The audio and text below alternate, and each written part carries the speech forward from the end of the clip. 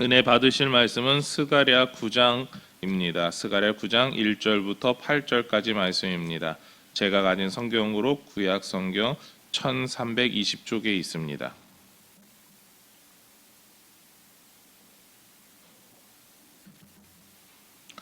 스가랴서 9장 1절부터 8절까지 말씀 같이 함께 읽도록 하겠습니다.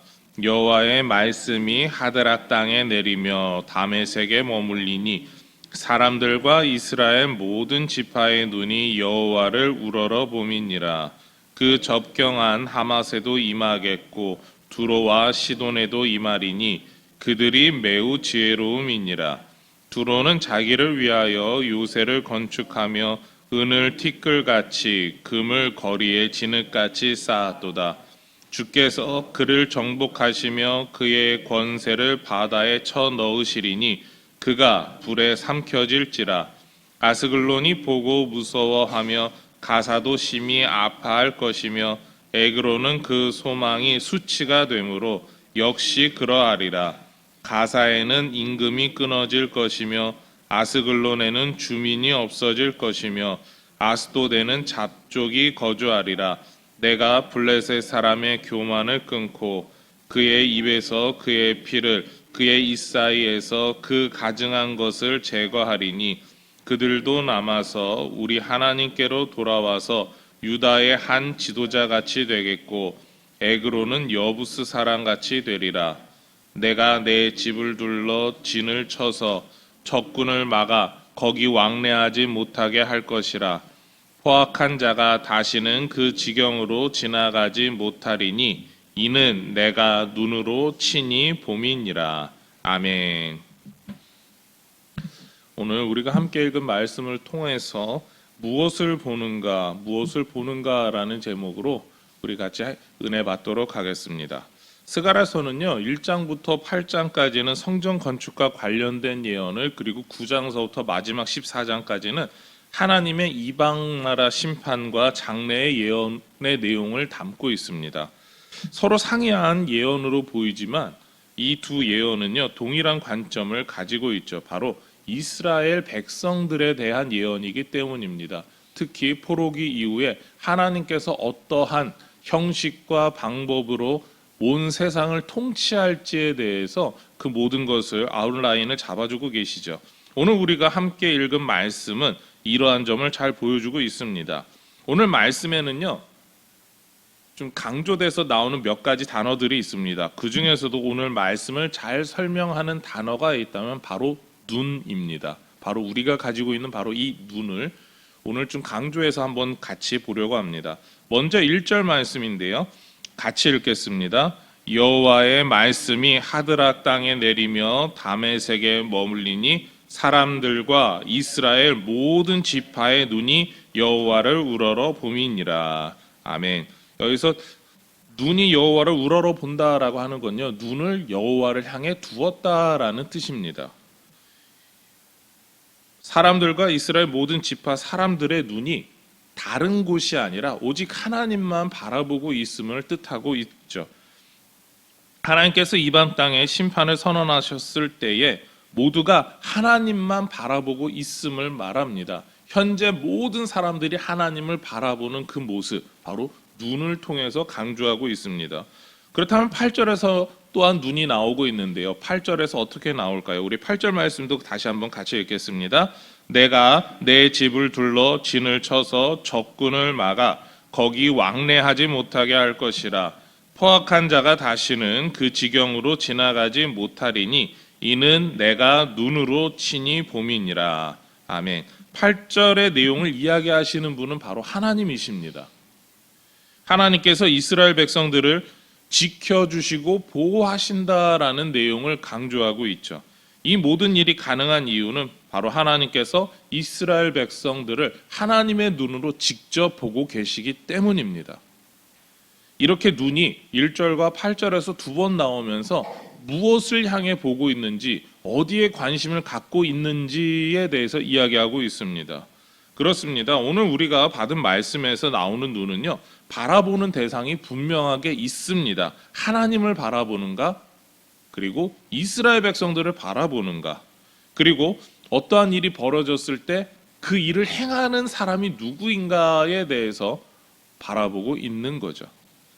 동시에 사람들이 보는 목적과 하나님이 바라보시는 목적이 다름을 보게 됩니다. 오늘 말씀을 통해서 조금 더 살펴보려고 합니다.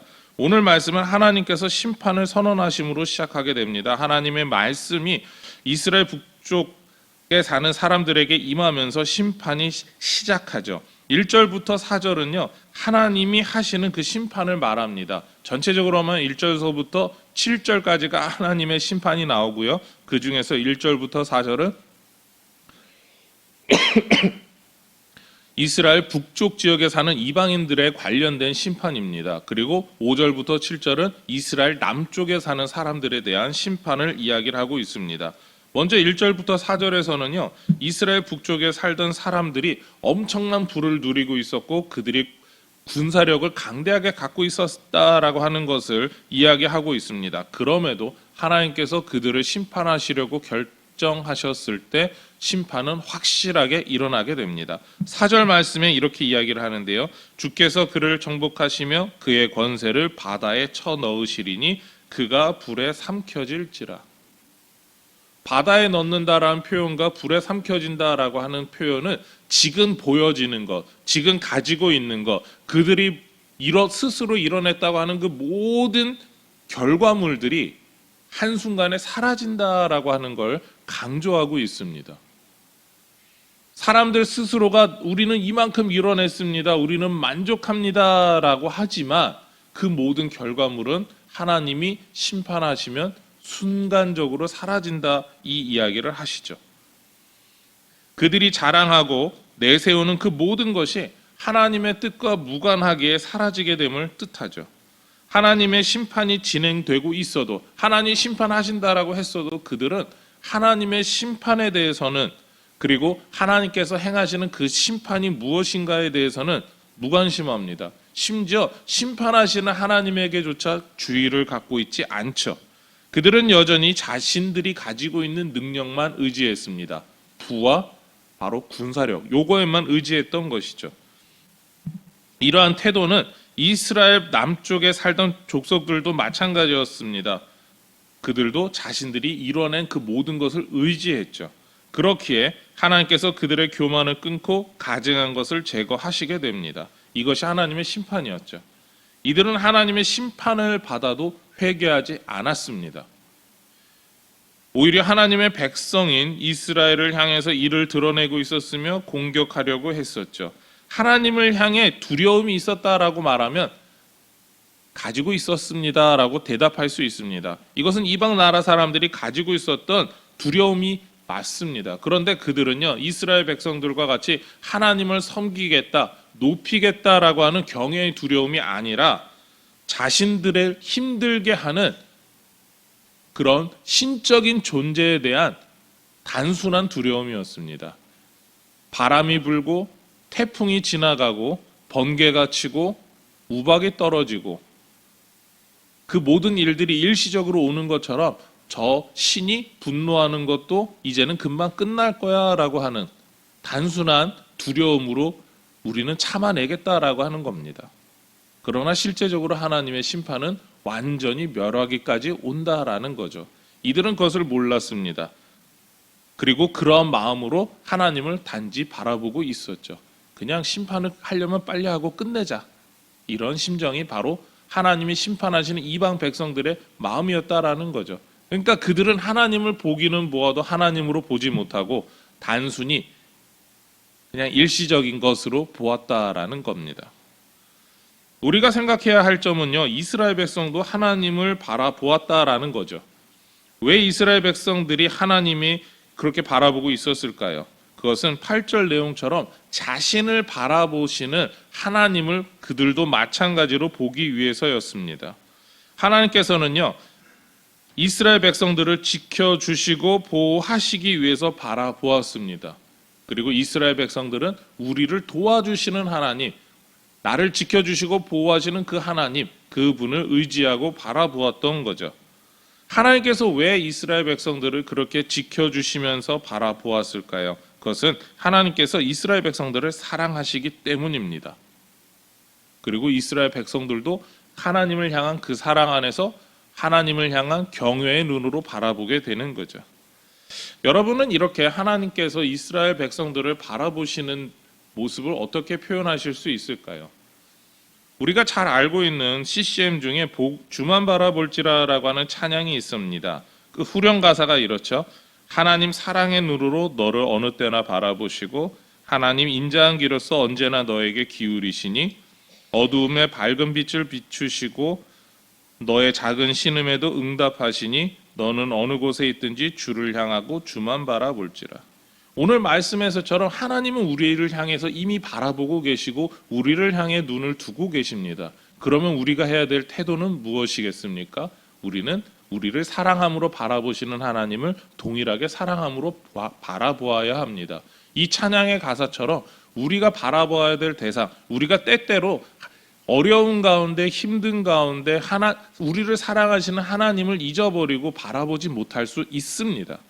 그러나 하나님께서 그럼에도 우리를 바라보시는 그 사랑을 깨닫고 우리가 하나님을 바라보아야 합니다. 우리가 하나님이 지켜주시고 계신다라고 하는 것을 잊지 말아야 하는 것, 바로 그리고 또한 하나님께서 그렇게 우리를 사랑하시는 그 사랑이 오늘 말씀 가운데 표현되고 있습니다. 여러분의 현재의 삶은 어떻습니까? 하나님을 바라보시고 하나님을 의지하고 계십니까? 아니면 스스로의 힘을 의지하고 있습니까? 오늘 말씀에 나온 이스라엘 백성들처럼 하나님을 바라보시고 의지하시기를 바랍니다. 그리고 또한 세상의 여러 가지 것들이 아니라 하나님 앞에 하나님을 향한 관심 가운데 살아가시기를 소망합니다. 우리가 세상의 여러 가지 일들을 경험하면서 나보다 무언가 더 잘 나가는 사람, 더 부를 가지고 힘을 가진 사람을 쳐다볼 수 있습니다. 그러나 그들의 것은요, 하나님께서 심판하시면 일시적으로 다 사라져버리고 맙니다. 그러나 하나님이 우리를 바라보시고 채워주시는 그 모든 사랑은 영원하다라는 것이죠. 하나님 외에 엉뚱한 곳에 눈을 두시지 마시고 하나님만 바라보시기를 소망합니다. 하나님께서는 저와 여러분이 하나님에게 눈을 두고 있기를 원하시죠. 하나님 외의 것에 한눈을 파는 그런 삶을 원하시지 않습니다. 오늘도 우리를 지켜주시고 사랑하시는 하나님만 바라보시면서 하나님과 함께 동행하시는 복된 날, 복된 성도가 되시기를 소망하며 축원합니다. 기도하시겠습니다. 하나님 감사합니다. 오늘도 주님께서 우리를 사랑하여 주시고 인도하여 주시며 주님의 그 놀라신 사랑 가운데 이끄심을 감사드립니다. 세상에 여러 가지 많은 일들, 많은 것들, 많은 욕심낼 만한 그런 요인들이 너무나 많습니다. 우리는 그것에 우리의 눈을 두고 관심을 갖고 정신을 빼앗길 때가 많습니다. 그러나 우리가 정작 눈을 두어야 될 것은 우리 하나님이시고 하나님의 사랑임을 믿습니다. 오늘도 하나님께만 눈을 두고 하나님과 동행하는 복된 삶을 살게 하여 주시옵소서. 이 모든 것 예수님의 이름으로 기도드립니다. 아멘.